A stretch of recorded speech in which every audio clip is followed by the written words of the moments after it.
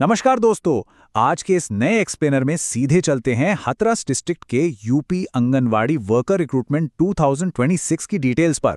बाल विकास विभाग का ऑफिशियल नोटिफिकेशन आ चुका है और इस रिक्रूटमेंट ड्राइव की हर एक छोटी बड़ी डिटेल को हम बहुत ही आसान भाषा में डिकोड करने वाले हैं। Okay, let's dive into this. आज की इस चर्चा में हम आखिर क्या क्या कवर करेंगे, एक नज़र डाल लेते हैं। पहले हाथरस रिक्रूटमेंट का एक ओवरव्यू लेंगे, फिर समझेंगे कि एलिजिबिलिटी और एज लिमिट्स क्या हैं। उसके बाद सिलेक्शन प्रोसेस कैसे काम करेगा, अलग अलग प्रोजेक्ट्स में वैकेंसीज कितनी हैं, और सबसे आखिर में अप्लाई करने के स्टेप्स और एग्जैक्ट डेडलाइंस क्या हैं। तो चलिए सबसे पहले शुरुआत करते हैं अपने पहले सेक्शन से और समझते हैं इस पूरे अपॉर्चुनिटी को। 229। जी हाँ, ये सिर्फ एक नंबर नहीं है, ये हाथरस जिले में आंगनवाड़ी कार्यकर्त्री की टोटल अवेलेबल वैकेंसीज को दर्शाता है। रूरल डेवलपमेंट यानी ग्रामीण विकास के क्षेत्र में अपना योगदान देने का ये एक बेहद सुनहरा मौका है।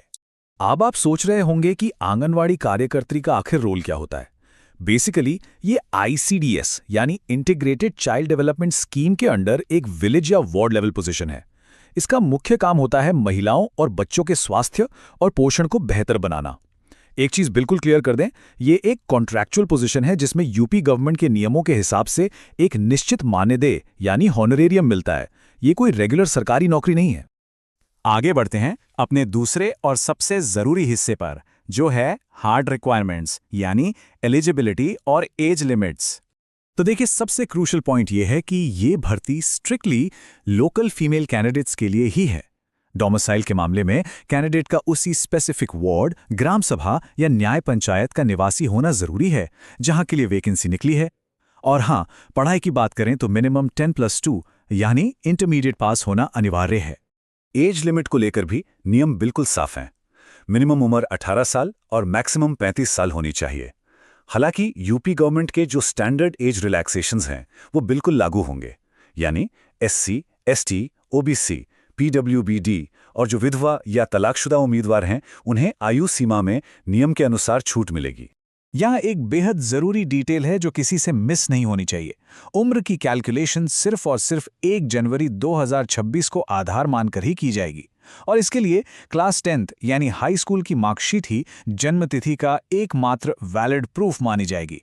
किसी और डॉक्यूमेंट से यहाँ काम नहीं चलेगा, इसलिए इसका खास ध्यान रखें।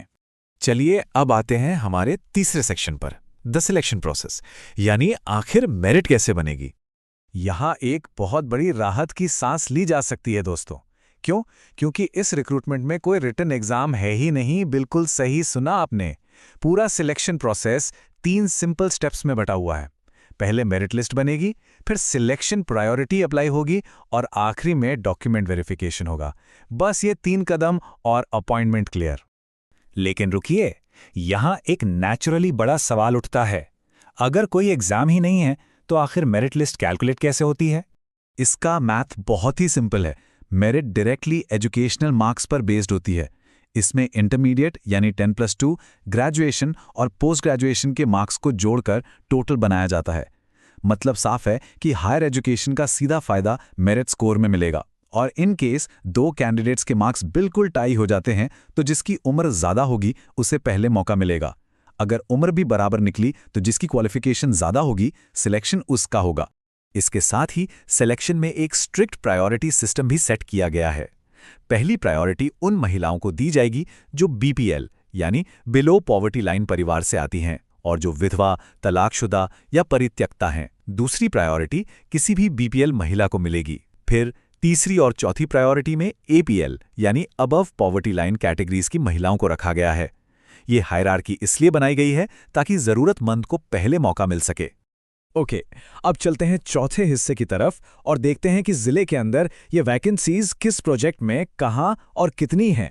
टोटल 229 पोजीशंस को कैटेगरीज के हिसाब से कुछ इस तरह बांटा गया है। अनरिजर्व्ड यानी जनरल कैटेगरी के लिए 128 सीट्स हैं, शेड्यूल्ड कास्ट के लिए 53 और अदर बैकवर्ड क्लास यानी ओबीसी के लिए 48 वैकेंसीज रिजर्व की गई हैं। और अगर हम जिले के 8 चाइल्ड डेवलपमेंट प्रोजेक्ट्स पर नजर डालें तो फिगर्स कुछ इस तरह हैं। मुरसन में सबसे ज्यादा यानी 45 वैकेंसीज हैं। उसके बाद हाथरस ग्रामीण में 38, सिकंदराव में 36 और सादाबाद में 33। हसायन और सासनी में 25 और 23 सीट्स हैं। सबसे कम वैकेंसीज सहापाव में 18 और हाथरस शहर यानी अर्बन इलाके में सिर्फ 11 हैं। हाथरस ग्रामीण इलाके से अप्लाई करने वालों के लिए यहाँ एक बेहद स्पेसिफिक और ज़रूरी नोट है। खार्ग नाम का जो आंगनवाड़ी सेंटर है, उसे ऑफिशियल नोटिफिकेशन के मुताबिक फिलहाल इस रिक्रूटमेंट ड्राइव से बाहर रखा गया है। इसका कारण वहाँ चल रही कुछ कोर्ट प्रोसीडिंग्स हैं, तो प्लीज़ वहाँ के एप्लीकेंट्स इस बात का खास ख्याल रखें।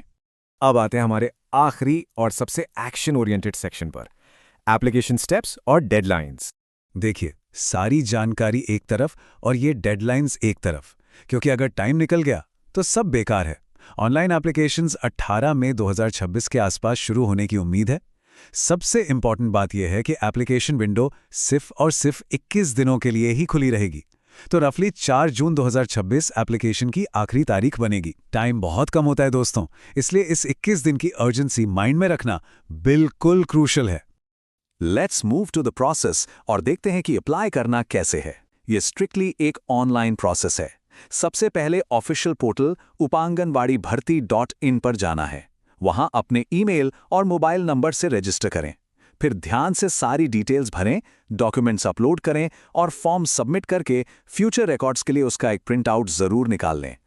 डॉक्यूमेंट्स अपलोड करते वक्त बिल्कुल भी गलती नहीं होनी चाहिए। अपने सेल्फ अटेस्टेड डॉक्यूमेंट्स पहले से तैयार रखें, जैसे 10th और 12th की मार्कशीट्स, ग्रेजुएशन या पीजी किया है तो उनकी मार्कशीट्स, निवास प्रमाण पत्र, जाति प्रमाण पत्र, इनकम या बीपीएल सर्टिफिकेट और अगर एप्लीकेबल हो तो विडो या डिवोर्स सर्टिफिकेट। साथ ही अपनी एक करंट पासपोर्ट साइज फोटोग्राफ रखना ना भूलें। याद रखिए, एक भी डॉक्यूमेंट गलत या मिसिंग हुआ तो सीधे डिस्क्वालिफिकेशन हो सकता है। तो इस पूरे एक्सप्लेनर का निष्कर्ष क्या निकला? कोर टेक अवे बस यही है कि इस रिक्रूटमेंट में आपकी सफलता पूरी तरह से एक्यूरेट डॉक्यूमेंटेशन और उस छोटे से 21 दिन के विंडो के अंदर सही टाइम पर अप्लाई करने पर ही निर्भर करेगी। हम उम्मीद करते हैं कि ये चर्चा काफी हेल्पफुल रही होगी। अप्लाई करने के लिए ऑफिशियल पोर्टल upanganwadi-bharti.in पर ही जाएं। एक छोटी सी बात, फिलहाल नोटिफिकेशन में किसी एप्लीकेशन फीस का जिक्र तो नहीं है, लेकिन अप्लाई करते वक्त पोर्टल पर इसे खुद भी एक बार वेरीफाई जरूर कर लें। The full notification link is available in the description.